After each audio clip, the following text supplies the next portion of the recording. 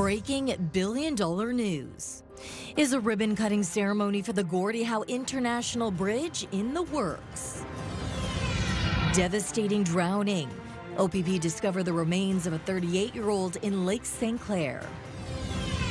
And heated exchange. Your Worship, I'm not done. You can respond. No. Debate over one-time funding for women and their children seeking shelter.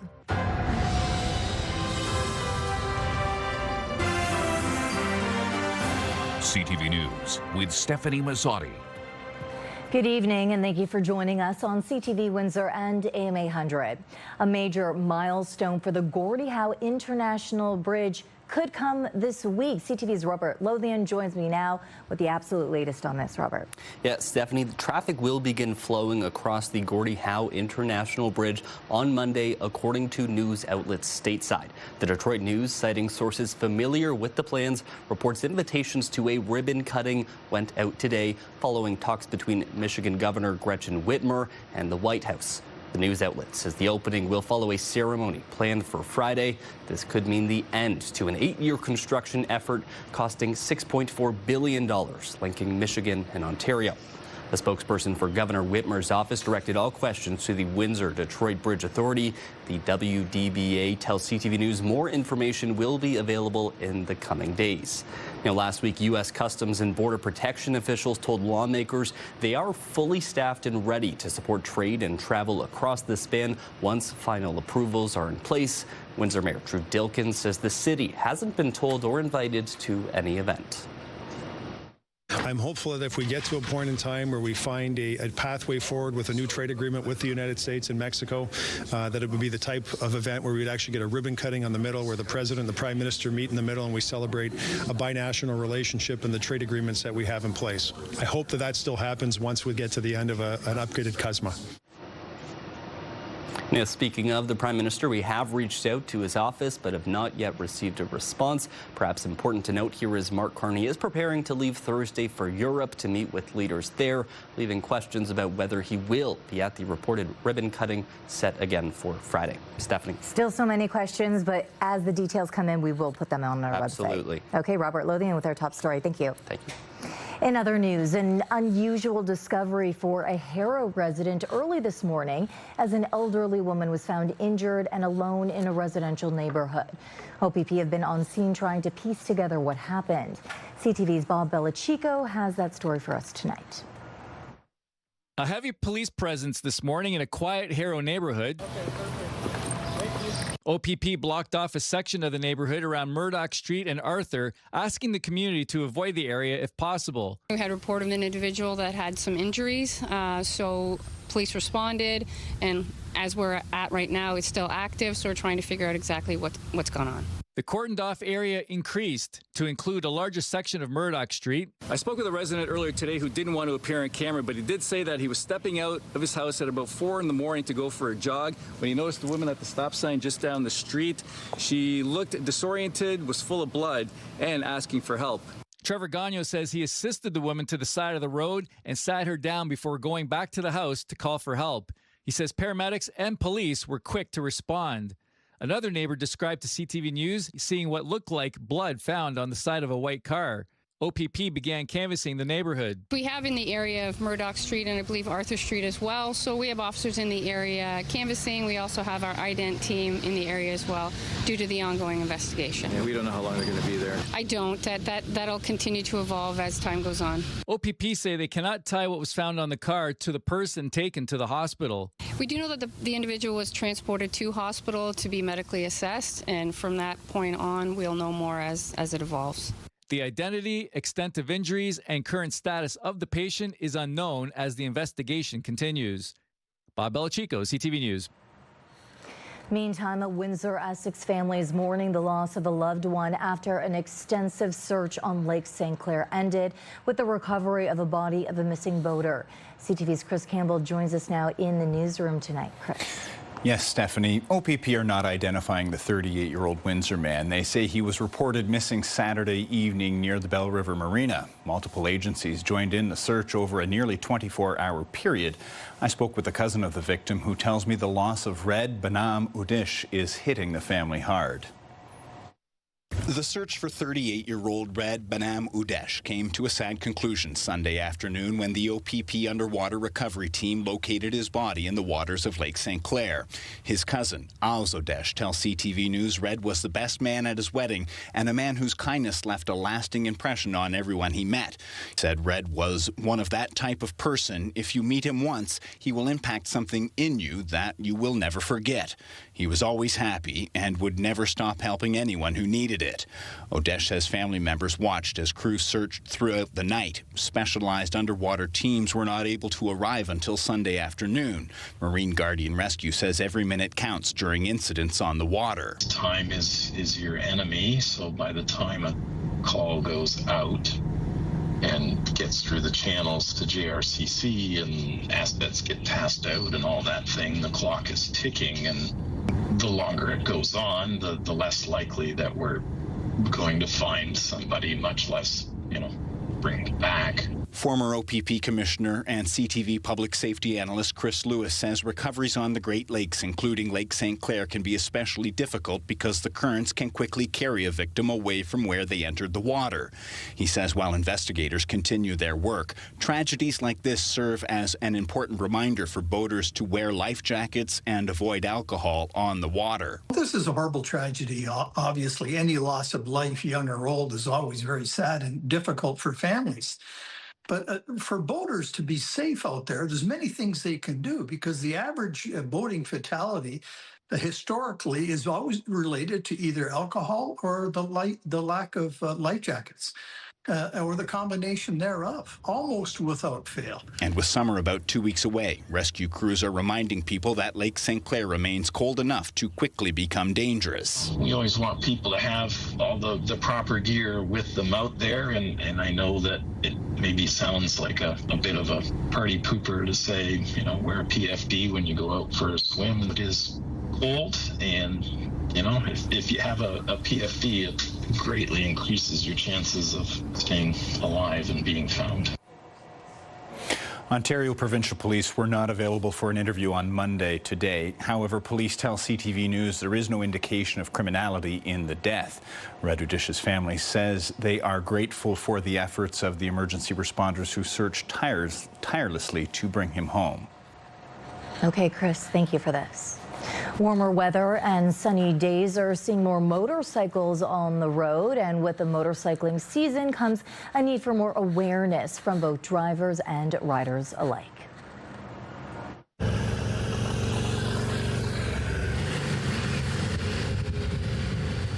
What we're up to at St. Clair College is we provide motorcycle courses through the graduated system to build confidence, set a solid skill foundation for new or returning riders.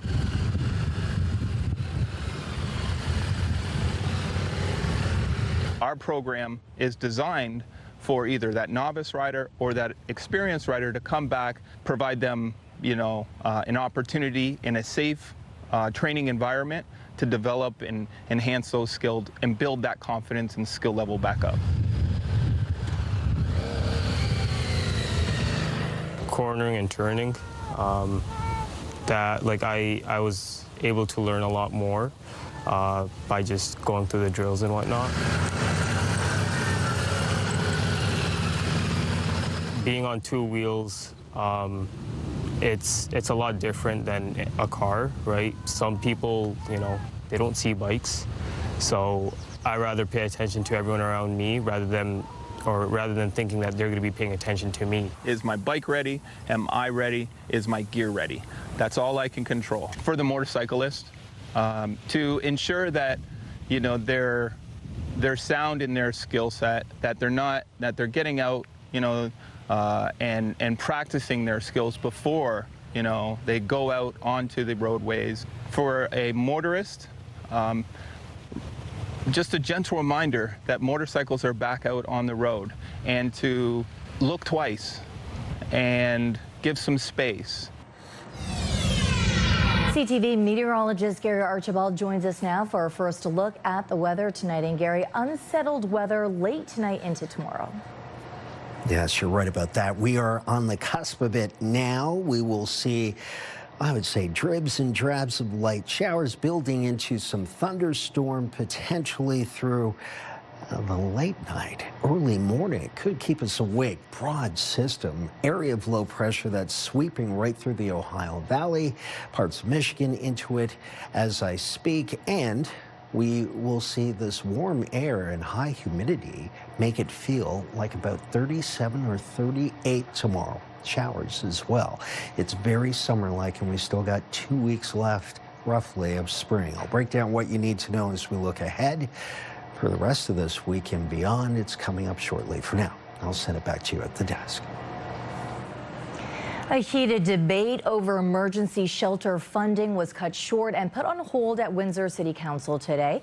CTV's Sanjay Myra joining us now with the latest on this tonight. Sanjay. Yes, Stephanie, a lot to break down here. The Welcome Center shelter, they had asked for about $192,000 to expand bed capacity. Executive Director Lady Lafayette telling me they had to turn away more than 40 women just this past weekend. And she's calling the decision to delay today's discussion, quote, a failure of leadership. 45 delegates, advocates, and women with lived experience were registered to speak, but today, none of them were heard. What we did today is we chose the easy way out. Councillor, Your Worship, I'm not done. You can respond. You can respond. No, I'm the chair. Let me have my time. I will, and I'm the chair. This is about 10 seconds from a nearly 30-minute discussion over a motion filed by Councillor Kieran McKenzie to consider one-time funding for the Welcome Center shelter for women and families. But a counter-motion by Joanne Geniac to defer the discussion to a later date was passed. Geniac saying she had only seen the detailed motion this past Friday. I have not heard that women and children were being left on the street. So my request to refer back to administration is to get the full picture. The city says it reviews capacity across the entire shelter system daily and that its numbers show there is enough space and no one needs to sleep outside. But the head of the Welcome Center says an open bed somewhere else in the system isn't the same as a safe or appropriate bed for women and children in crisis. We had capacity over this weekend, and yet the Welcome Center did 44 turn-away calls. This isn't about choosing the Comfort Inn versus the Hampton Suites. This is about really making a choice for your safety and what level of supports that you and your family need. McKenzie says council could have heard from the delegates who signed up to speak before deciding whether to defer the discussion. Many of them, he adds, had taken time off work to be in council chambers Monday. The fact that we didn't even want to have the debate, have the discussion, listen to delegates, to me was extremely disappointing. When we meet at 10 on a Monday and you have a gallery packed on an issue, we need to be extremely mindful as to whether or not we should allow for that conversation to proceed. Windsor Mayor Drew Dilkins, who says the city has to look at the shelter system as a whole, not just one facility, maintains the request for funding should have been brought up during budget deliberations. I appreciate and certainly the strong advocacy that Lady Lafayette has for her shelter and selling her shelter. If this was a case where we had women and children on the street, it would be an entirely different conversation. That's not the case. And Lady Lafayette goes on to say the Welcome Center previously asked the province for a 5% cost of living increase after going 5 years without one, and she only learned in April that request had been denied. The shelter, again, is requesting about $192,000 to keep 8 temporary beds open and open 4 more. Frustration all around. All around, Stephanie. Okay, Sanjay, thank you for that. Thank you. Meanwhile, Windsor City Council has voted to support Hiatus House's proposed transitional housing project. The 40-unit building would be located on Lewis Avenue across from its existing shelter. The project would provide longer-term housing for women and children fleeing violence. Construction is expected to start in November of 2026, with completion targeted for July of 2028. The city says it has already supported the project through environmental cleanup help and a developmental charge exemption. In fact, Mayor Drew Dilkins says the city has been making major investments in emergency shelters, including in the Welcome Center shelter for women and families. The city is heavily invested in this shelter, and it's interesting that we're having this discussion today at the same time where City Council also unanimously approved moving forward with support for Hiatus House and transitional housing, where I think, humbly, my own opinion is that's a far better place to put money in transitional housing. Windsor City Council also approving a heritage designation process for the former CKLW building on Riverside Drive West. The property at 825 Riverside Drive West was built in 1954 for CKLW radio and television before later being used by the CBC.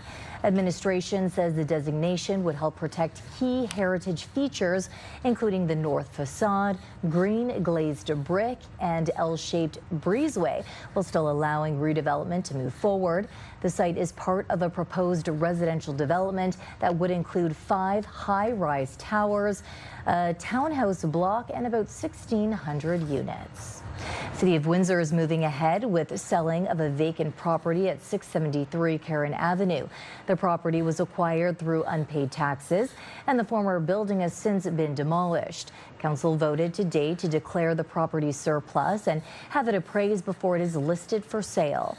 The site is south of Wyandotte Street West and sits about 17 meters from an active rail line. Any final sale would come back to council for final approval.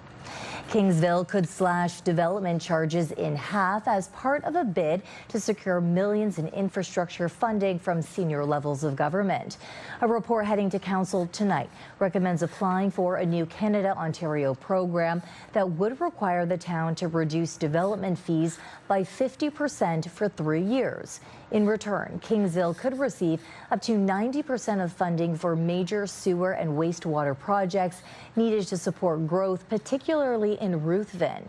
Deputy Mayor Kim DeYoung says subdivisions are waiting to move forward, but capacity issues are holding them back. If approved, development charges would drop from about $20,000 to $10,000 per home.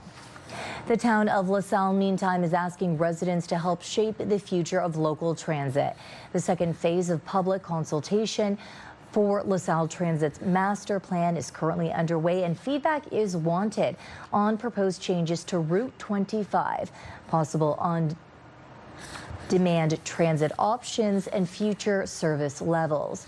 Mayor Crystal Meloche says residents have raised concerns that the current service doesn't reach enough of the town, ends too early in the day, and doesn't operate on Sundays. The town is hosting a public open house on June 15th at the Volmer Complex. Feedback online will be accepted through June 30th.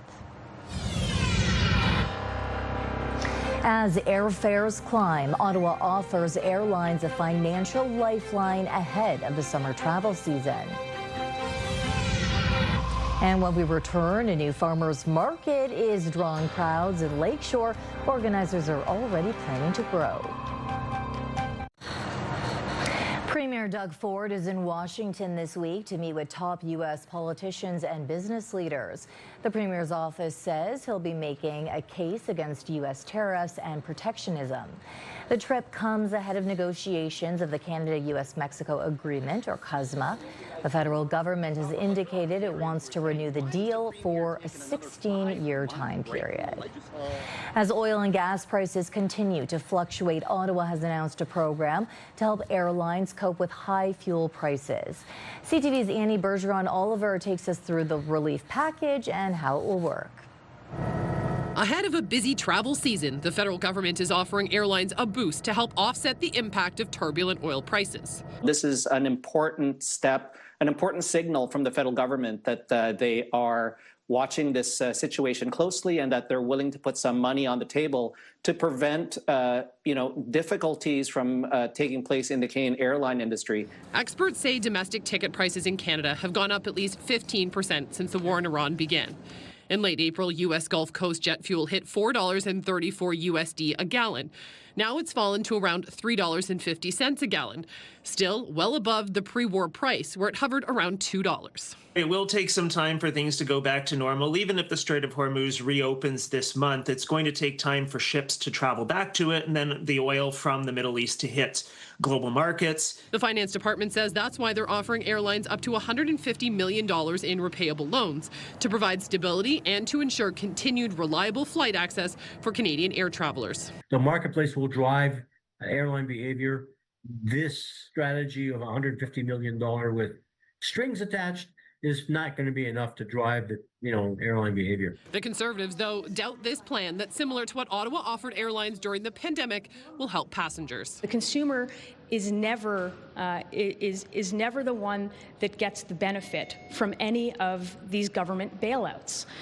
They are not fixing the crux of the problem. Airlines who choose to apply for these loans will have to agree to limit executive compensation and to maintain Canadian operations. But the exact details, according to finance officials, will be up for negotiation. Annie Bergeron-Oliver, CTV News, Ottawa. The Bank of Canada is set to announce its latest interest rate decision this week. Economists expect the central bank to hold its benchmark interest rate steady for a fifth consecutive time on Wednesday. The bank has kept its key interest rate at 2.25% since October of 2025. Its governing council says it's closely monitoring the impact of the war between the U.S., Israel, and Iran. The update also comes as Canada has entered a technical recession for the first time since 2010. FedScab is introducing a new backup dispatch system to help prevent service disruptions and improve reliability. The taxi company has launched a secondary dispatch line that connects directly to its 24-hour dispatch office and will automatically take over if the primary network fails. Unifor Local 195 President Emile Nabout says improving dispatch reliability has been a priority, noting past outages left passengers unable to book rides and drivers without work. The current dispatch number remains active alongside the new backup line.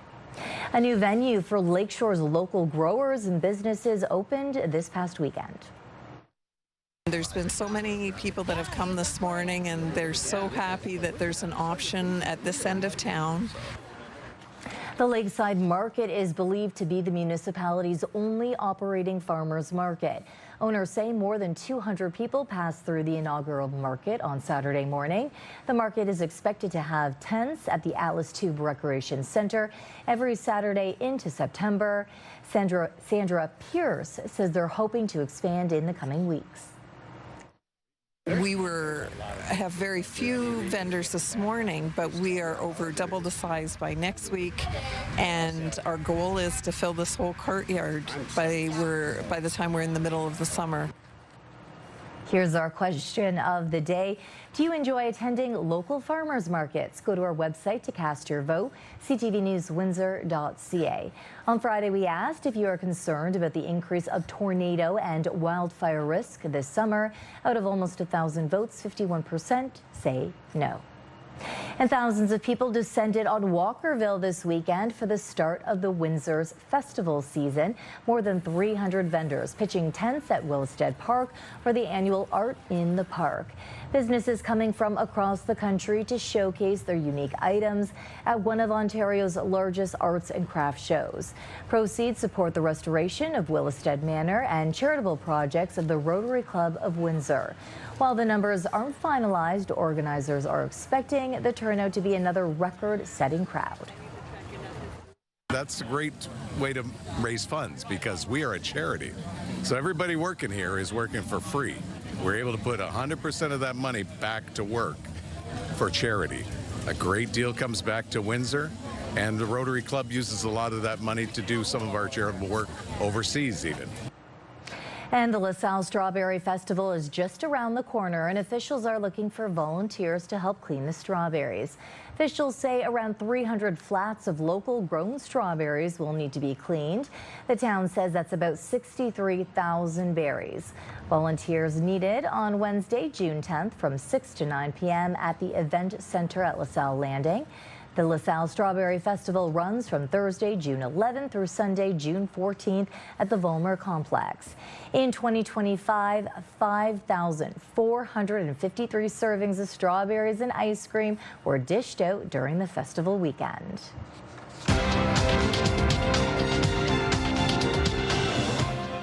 Strength in the base metal, technology, and energy sectors helped raise Canada's main stock index higher today. In Toronto, the TSX gained 65 points. In New York, the Dow lost 81. The Nasdaq added 220. The Canadian dollar dropped 0.12 of a cent. On commodity markets, gold dropped almost $2 an ounce and oil added 76 cents a barrel. Still ahead, the late night eating habit that may throw your gut health into chaos. Let's take a look at our CTV News weather snapshot. It's a beauty. Thanks to Dolores D as always. If you've got an image, send it to us. Text it to 10400. Just ahead, we'll talk showers and thunderstorms tonight into tomorrow and a warm, humid week ahead. Next. Discussion here at Windsor City Hall. Windsor's top stories. A major project is about to get underway. Breaking news alerts. Severe weather is a possibility. And watch live. Good evening, and thank you for joining us. Download the CTV News app.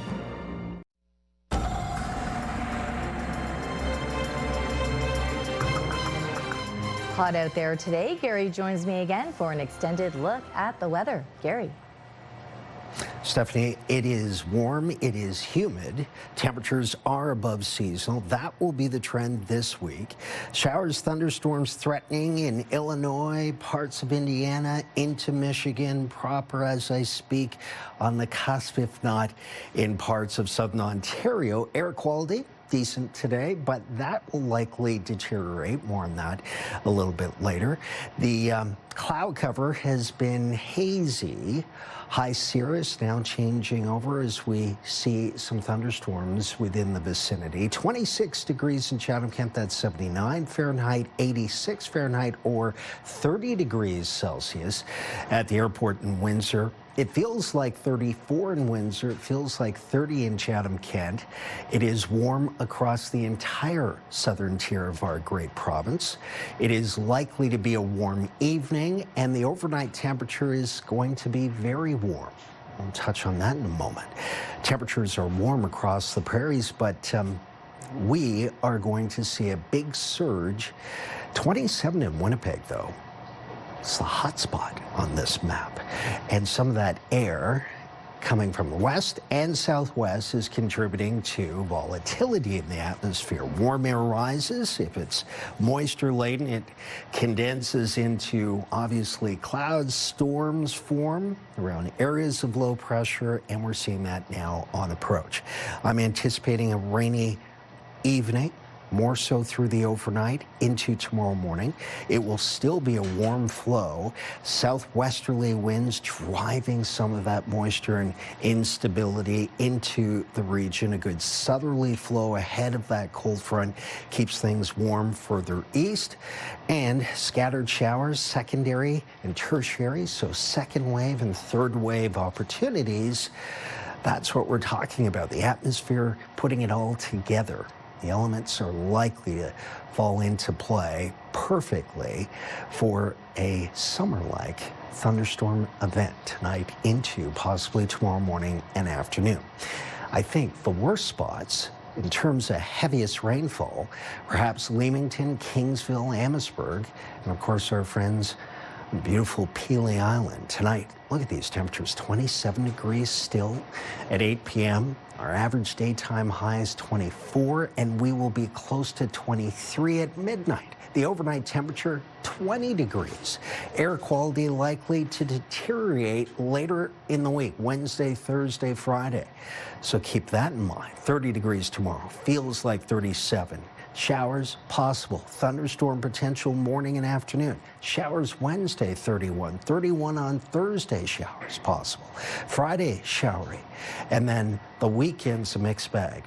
The average temperature about 30 over the next 4 to 5 days.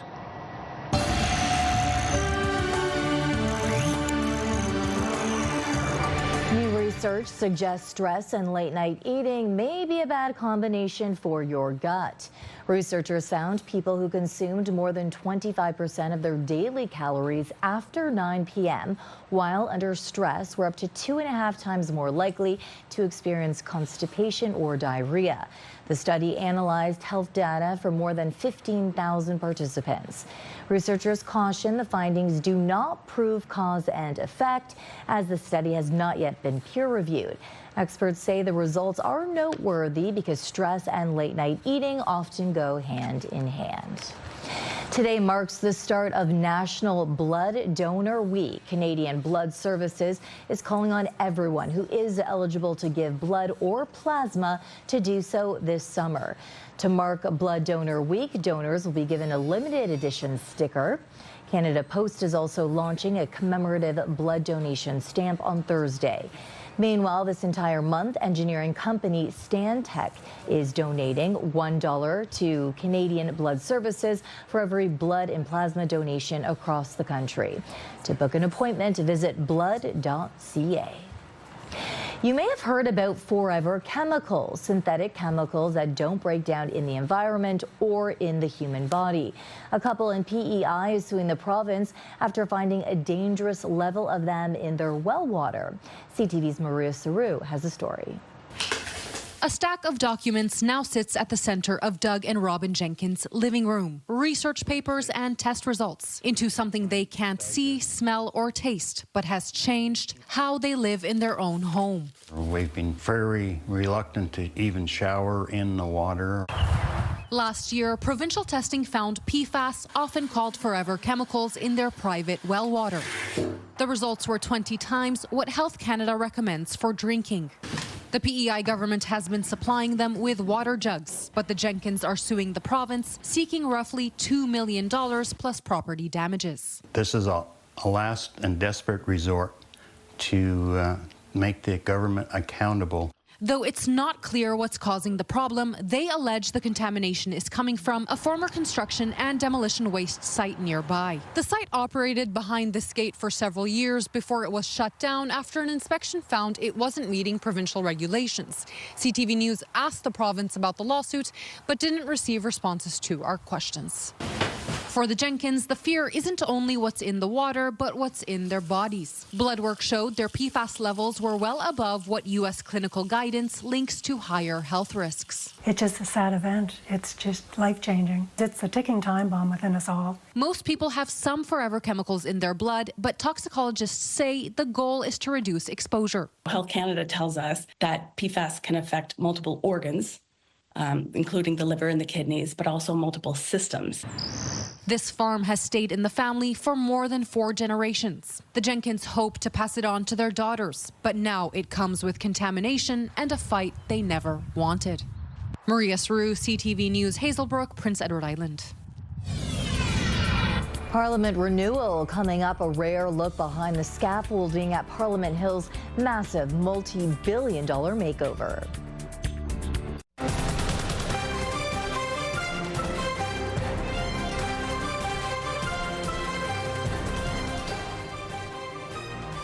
The countdown is on to the World Cup kickoff. Team Canada is now in Toronto, where they will play their opening match just days from now. CTV's John Woodward with the team and their hardcore fans. Canada! Canada! Die-hard Canadian soccer fans gathered to greet the men's national team as it arrived at Billy Bishop International Airport. We believe in you. Let's go! And soon their plane came into view, touching down late Sunday afternoon. Players wearing matching suits stepped out to a view of Toronto, now a FIFA host city, soon to play a World Cup game on home turf for the first time in Canadian history. This is something special. Like, everyone has been looking forward to this competition for a long time, and yeah, to come here and you know, knowing in the back of our mind we're preparing and about to play, you know, one of the biggest tournament, I mean the biggest tournament in country football. Yeah, we're excited, we're happy, and we're definitely motivated. Captain Alphonso Davies recovering from a hamstring injury, not the only injured player. Coach Jesse Marsh sounding optimistic. We have until June 11th, up until 24 hours before the match, to name our replacement players. You know, so we'll be evaluating. We still have Nelson, Prizo, and Basong with us, so you know we'll be ready if we need to make a pivot. Canada, say Canada! On the mainland, fans excited for the Canadians' World Cup debut. I've seen them in LA, in Wales, Las Vegas. I saw them in Romania. So now you're going to see them at home. Now I'm going to see them at home. These fans are on their feet because if you look, you can see that red bus there on the ferry. It's coming towards the mainland. That is carrying Team Canada. Those inside clearly heard the cheers. Fans followed, but the bus was quickly gone. For fan Alessandra Taco, still, it was a big moment. The door was open, so we know they heard us. So they felt us. They totally felt us, which is all we wanted. The next time these fans will see the players will be on the soccer pitch. John Woodward, CTV News. Team Canada's first opponent in the World Cup, Bosnia-Herzegovina, is also in Toronto. The two teams square off on Friday at Toronto Stadium. We're getting a look inside a massive restoration project on Parliament Hill. Multi-billion-dollar upgrades are underway for Centre Block and a new Parliament Welcome Centre. The project is usually hidden by scaffolding, but CTV's Natalie Van Roy gives us a tour. A look at the massive hole being dug on Parliament Hill, usually hidden away from the public as major construction continues on the Centre Block and a new Parliament Welcome Centre. Certainly the largest and most complex heritage rehabilitation of its kind in Canada and actually maybe even in the world. The project kicked off in 2018 and is currently scheduled to be completed in a few years, with a price tag ranging between $4.5 to $5 billion. I have a theater. On Sunday, the public getting a peek behind the curtain as the project is usually blocked by steel scaffolding. I actually traveled here from Toronto to see Doors Open Ottawa. I've seen it in non-construction times. The first time seeing it actually, what it looks like with the construction on.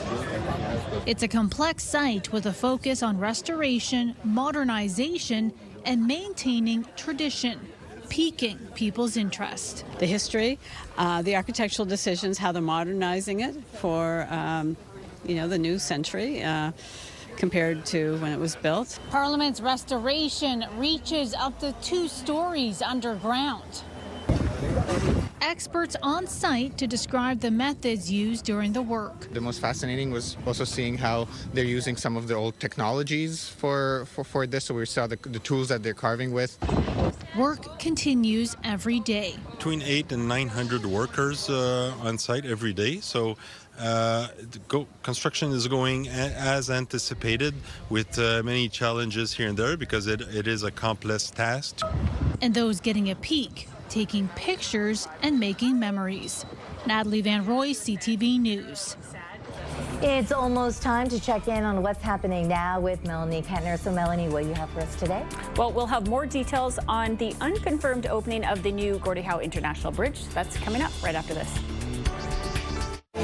Be there for a night of country hits with Jordan Davis, live from the Coliseum stage, Saturday, June 27th. Enter online at ctvwindsor.ca for your chance to win a 4-pack of tickets to see Jordan Davis at Caesars Windsor, plus a $200 gift card.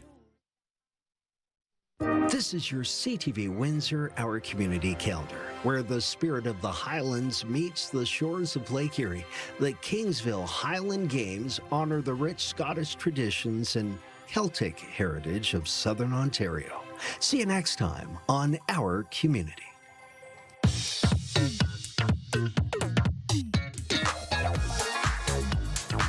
So Melanie, reports from Detroit about a ribbon-cutting ceremony for the Gordie Howe Bridge are truly making waves here in Windsor. That's right, Stefanie. Marta Liardi Anderson at the University of Windsor's Cross-Border Institute says the ribbon cutting on Friday is not a trivial photo op. She was the former executive vice president of procurement for the project. She says the ceremony would represent a material sign the bridge is a step closer to opening. I think we need to remember that there are contract obligations that need to be executed on that may not necessarily be revealed to us. I think any step that we can celebrate that demonstrates that we've met yet another major milestone, I think needs to be celebrated. We've got the latest details on the new bridge at ctvnewswindsor.ca. And we also have an online story of note, Melanie, about more art on display in the region. Yes, so Art Windsor Essex is expanding an outdoor program. The Look Again Outside program features life-size reproductions of artworks in Windsor, Amherstburg, and St. Clair College. They are adding 2 art pieces to the program and renewing 25 sites in the city. The new displays will be at the Boudemere Library and along the Ganacho Trail. And in our social spotlight, have you ever thought about combining running with churning butter? Let's make some butter. Yeah, you hear that? That's the sound of butter churning. Wow, check out this trend. Runners load whipping cream and sea salt in sandwich bags and carry them in their backpacks while running. Not to be outdone, Lactantia is getting on board with the trend. They just launched the ultimate butter churning vest, designed to do the same thing with thermal insulation and active cooling for food safety. How about that, Stefanie? Yeah, you asked me if I would do it. I don't run in the first place, so I wouldn't do that, but you're the runner, so is this something you would actually consider? I might give it a try. What I'm wondering is if you go faster or slower, does it churn the butter more efficiently? I don't know. Yeah, I'm assuming the faster you run, the more it Maybe. churns. So I think this is something you and Michelle Molesky should give it a shot. Yeah, okay. If anyone at home has video they want to send us, how can they do it? Yeah, they can email us at newsnow@bellmedia.ca or text it to 10400. And that's what's happening now. Thank you, Melanie. I really want to be a pilot. A first flight and unforgettable emotions. When we return, the push to inspire the next generation of pilots.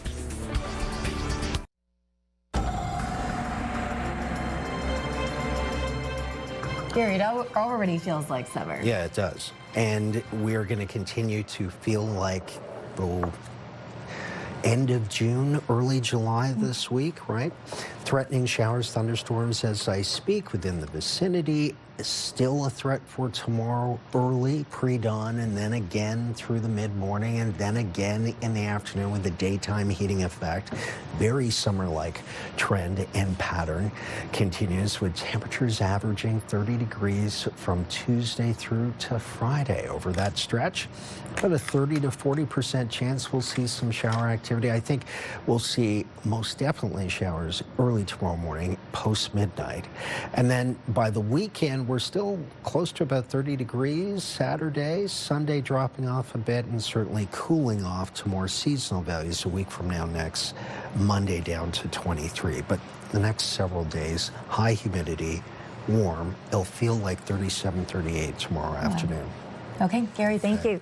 Travis joining us now. So Travis, obviously we're working very hard to confirm those details of what's happening at the Gordie Howe International Bridge. Hopefully sometime this week, we'll see. Yeah, sounds like what American media is reporting that a week from today, Monday, June 15th, is when it will open. Of course, we have not confirmed that, but the Detroit News says Michigan Governor Gretchen Whitmer and other U.S. dignitaries will be at the new bridge on Friday for a ribbon cutting.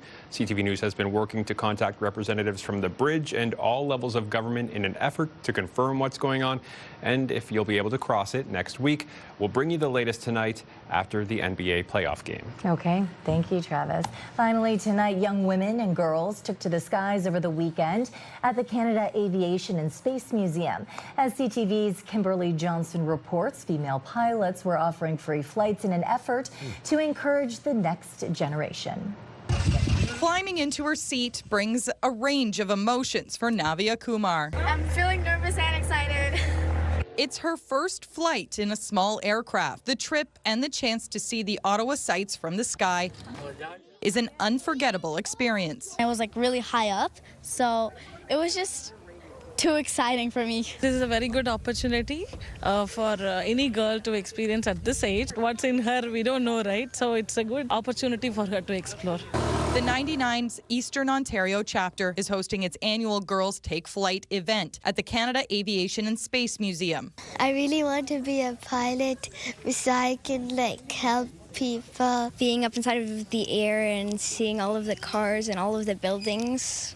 Geared to young women who have never flown in a small aircraft before, the event hopes to encourage them to consider a career in aviation or obtain their personal pilot's license. They've never been on any flights before, and I think this is just such a great opportunity.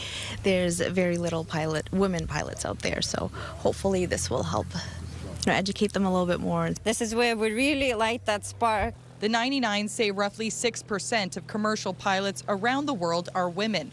And it's not just pilots. Careers in aviation include engineers and air traffic controllers. There's that expression, if you can see it, you can be it. And I think that introducing younger girls, perhaps in grade school, to the possibilities in aviation, they're more likely to seek out that. Inside the museum, organizations like the Northern Lights Harrow Foundation, which provides awards and scholarships to women in aviation, are there to help show what's possible. My first flight in a small airplane completely got me hooked. So it's wonderful to see young girls come out and get to experience this. Kind of want to be it now. Maybe it's my passion. Kimberly Johnson, CTV News. So as you both know, I have a 4-year-old girl, and my dream for her, for a chosen career, would be a pilot. Oh, okay. She loves the character Sky from Paw Patrol. Parents at home will know that, and that character does fly pilots. So we'll have to see, you know, a chance to travel the world as a career. And free trips for mom and dad, right? Hey, brothers, no, so. it's all about her. But yeah, I'll take those $20 flights. Oh, yeah, it wouldn't hurt. That's great. That's awesome. how much it costs. Wow, family and friends. That's It's really good. It's really good. Yeah. No, it's a great program. Love to see young people really inspired, and that last young lady looks like, ooh, she could be a pilot. What? Exactly. Yeah, a few years from now. On behalf of our dedicated team here at CTV News Windsor, thank you for watching. For updates throughout the evening, go to ctvnewswindsor.ca. Gary and I will be back with your only late local newscast at 11. Good night. See you then.